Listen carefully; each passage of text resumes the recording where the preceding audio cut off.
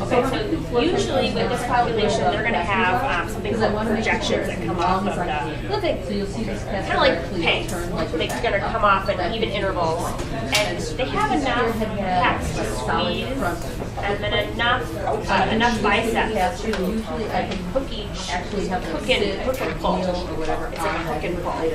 So they're going to catch a projection, and then they're going to use their shoulder girdle to kind of bring it forward. Okay, they don't have active pushing, but they do have this kind of small movement that you do.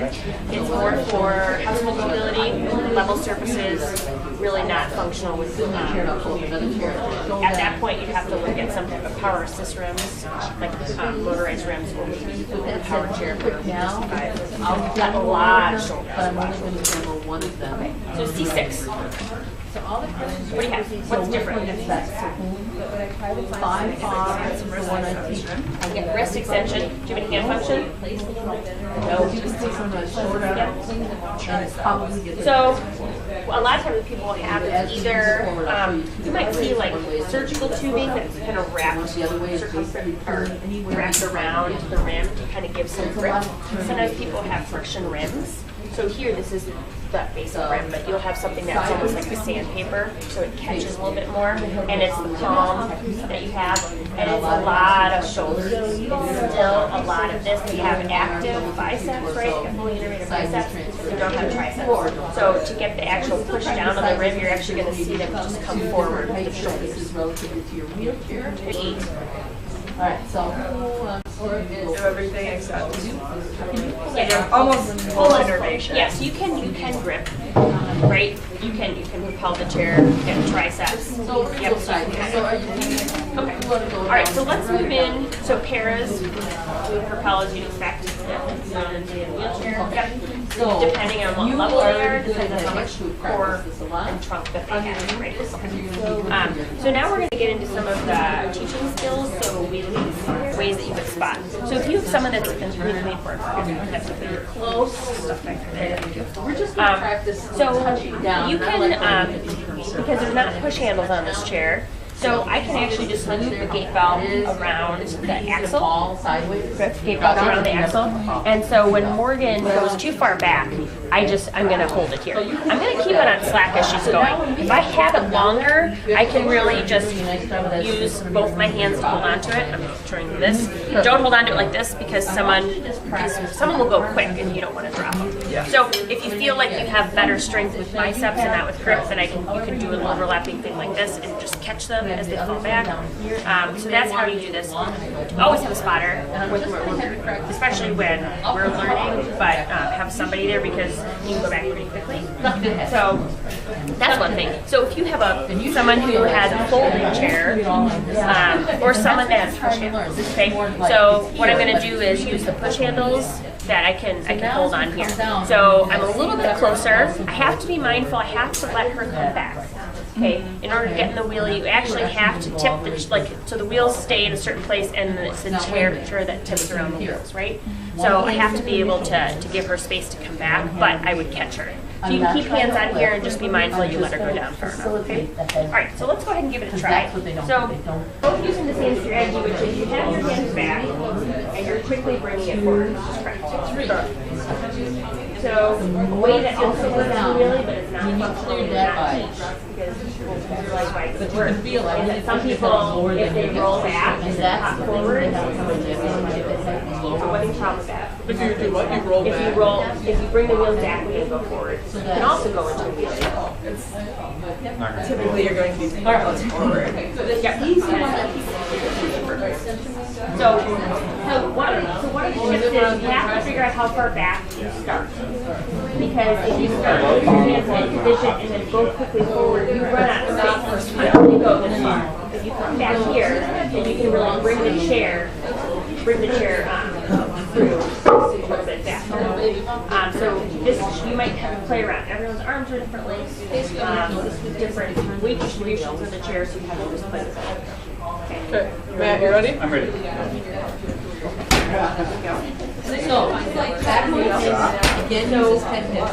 And you should be able to So if do you about can't, this much if you of a can't find it, height. right now you're chasing the balance point. You're not getting But far once you back. get here, So, start to put your hands so my arms have to go back? before you put your hands up, get your feet as close to your feet.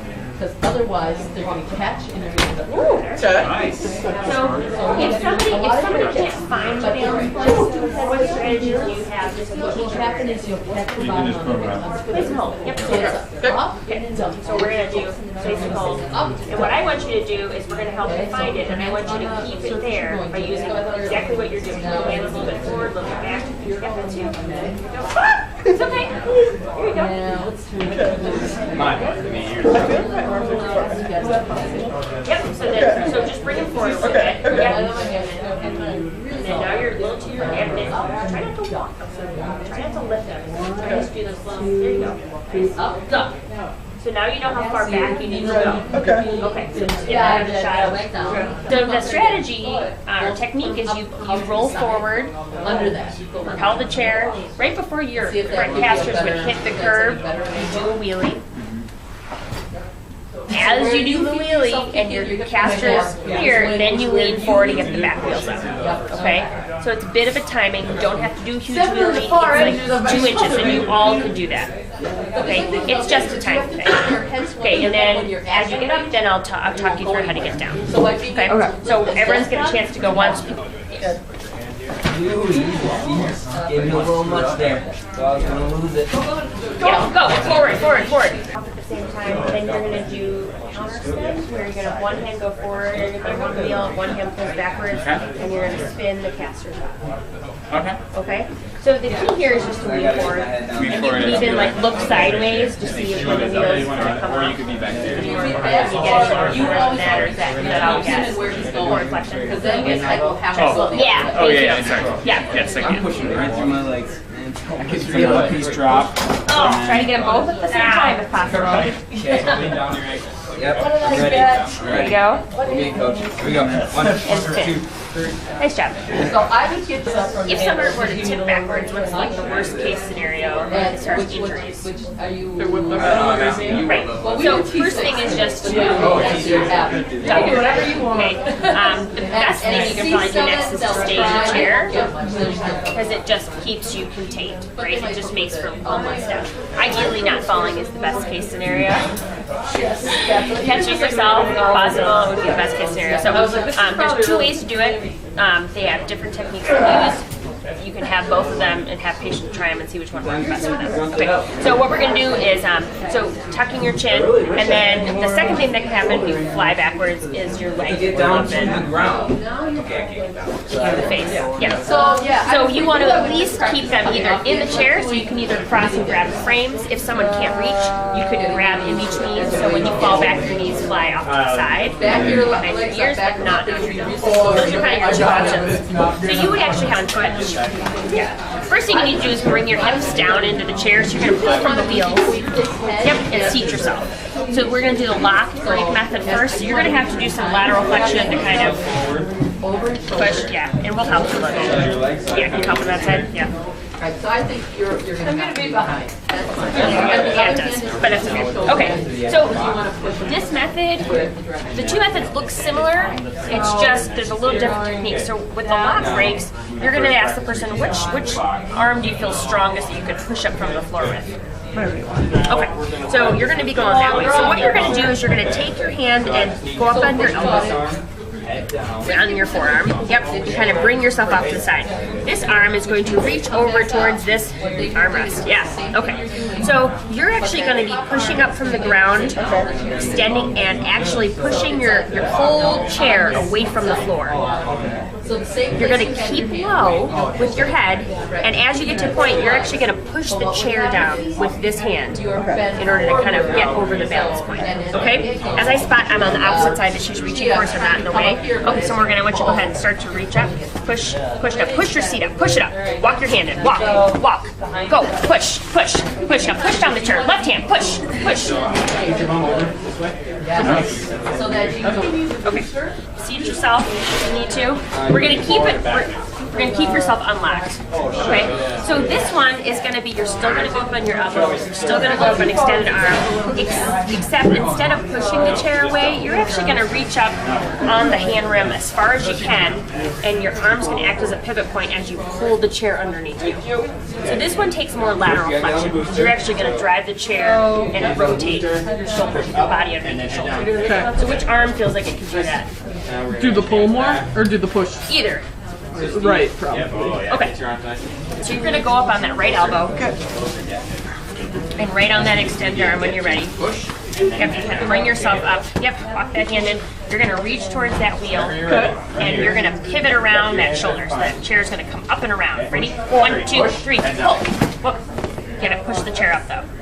I'm pushing. You have to put, yeah, you gotta push up with that side. So Am I this hand's pushing that way? it's pulling towards you. Pulling towards you. Okay, ready? 1, 2. Pull, pull. Nice. Okay. Nice work. Weird. Then Okay. try to do all the stuff. Yeah, hop up like you're gonna pull your whole body up. Pull. Up. I don't have it. Barb, do you have any tips? What? Do you have any tips for Will? If he, Try this. If you're holding on, do that. Okay, now do it faster. Faster. Faster. Now keep holding on and bring the chair with you. You're doing it now. Yes. there you go. Nice. I think I wasn't getting my butt off the chair. Yeah. Now can you go? There you go. There you go. Just keep right. Okay. The floor to wheelchair transfers, this would all be prepped for a lot of that stuff. Okay? So we're going to do 3 different skills. 1, up and down the step. Reverse is just like that reverse transfer, right? In and out of quadruped, 2 different ways. And then in and out of tall kneel, which will help with that front approach. So let's have patients with a gait belt on. You're going to be in long sit in front of the step. Therapists, you're going to be behind them. Going up a step reverse. Again, could go to that reverse transfer. Could also be safety. I need somebody that they know how to bump up and down steps if they need to. It's not very functional to bump up and down steps. You get to the top step, your chair's at the bottom. But certainly could give them safety perspective. When the steps are this low, we're actually going to start with your hands on the mat so that you can get that lift. Because if you're here, you end up dragging up the step. Okay? So you're going to be kind of in that regular position by the trocaners here. You can do fist if you want. And as you lift, once you get up and do your regular lift, that hips thing, once you're up, then what you have to do is actually close kinetic chain, flex your shoulders to bring your hips back. Therapists, you're going to be behind on the gait belt, making sure their hips clear that step and giving them, hey, this is what it's going to feel like. Okay? I like to do a lot of half kneel with this population. Gives yourself a wide base of support, a little bit more stable. So play around with that and what body position you want. Okay, so give it a go. Again, patients get high and then hips back, right? And you can see how you can really help them. We're going to start in prone. So people with gait belts are going to be in prone. All right. So I'm going to come in between you guys. So what we're going to do, thoracic level, we've got arms, right? First we're going to actually get up on extended arms. Now, first of all, then we're going to walk our hands back. What is your weight shift like? I'm going to short. Yeah, exactly. It's like momentum. I'm going to shorten. Okay. So once I get here, right now, I'm going to get my hips come up. Where's your head go? Down, and then you're going to really protract to get that break in that hip, right? And then I'm going to have to walk my hands back. Okay? All right, so go back down. Where do I want to be? If you get lost as a therapist in this kind of population, the area they can't control is their hips. So I think, oh, I got to go to their hips. And I often want them coming at me. They're blocking, right? Yeah, exactly. So I'm going to come back here. I'm also going to go to my half kneel, and I'm going to use my legs to block him so he can't go too far. I'm going to get right behind his knees so I give him space to come up. And I'm going to go on his iliac crest. Okay? So coming up on extended arms. Dip that head, push back. Good. And now I got him here. Okay? Now, another thing when I'm here, in your saggy, right? What can I do here from a strengthening, teaching, body awareness? What techniques do you know? Stabilization. Yeah, all of that, right? If I'm going to do alternating isometrics, am I going to go at his hips or his shoulders first? Right? He can feel it. But there's your progression. I might go here first and then work my way down to here to see if he can control it. So yeah, I can do weight shifts. I can do don't let me move. Well, there's a lot of different things I can do in this position. If your patient's fatigued and your intent is, hey, I really just want to do strengthening, I might put a ball underneath. I might put a bolster underneath him to give him some support. He can take a break. Okay? All right, work on that. Okay. This is a little bit more developmentally, kind of the way we do it. So from a side sit position, what it's going to look like is I'm going to come up this way. So my hips want to go that way. Where's my head got to go? That way. I'm still using head hips. And the motion of my hips coming over is passive. So I've got to get a stretch, right, on my thoracolumbar area, my lats, to pull my hips up. Right, so I might need a little momentum. So it's similar to like the supine. Yeah. Right.